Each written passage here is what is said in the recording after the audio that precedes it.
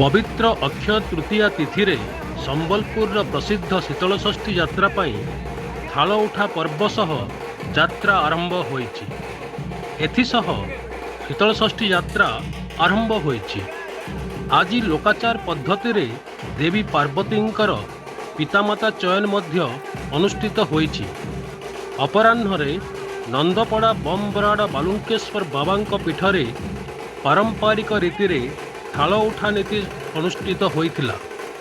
अंचलर मुरब्बी श्रेणीय नागरिक उद्योक्तांक उपस्थिति रे थाल उठिथिला।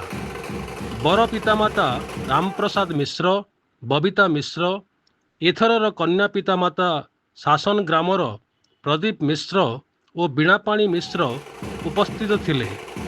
परे नंदपड़ा अंचल रे थाल परिक्रमा होई प्रथम सहयोग राशि संग्रह आरंभ होइतिला। सेहीपरि संध्यारे झाड़ुआपड़ा लोकनाथ बाबांक थाल उठा अनुष्ठित होइतिला। सकाळे मंदिर रे पूजार्चना परे लोकनाथंक जलसेई पर्व अनुष्ठित होइतिला। कन्या पितामाता चयन होइतिले।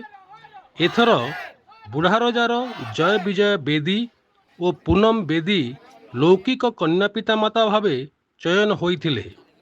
आरण्यक शीतलषष्ठी यात्रार उद्योक्तागण मध्य उपस्थित थिले। आज संध्यारे मुदीपड़ा श्री श्री जागेश्वर बाबांकर शीतलषष्ठी यात्रा पाई आद्य पर्व थाल उठा संपन्न होईछि। एही कार्यक्रम रे बरपिता मधुसूदन नेगी उपस्थित थिले।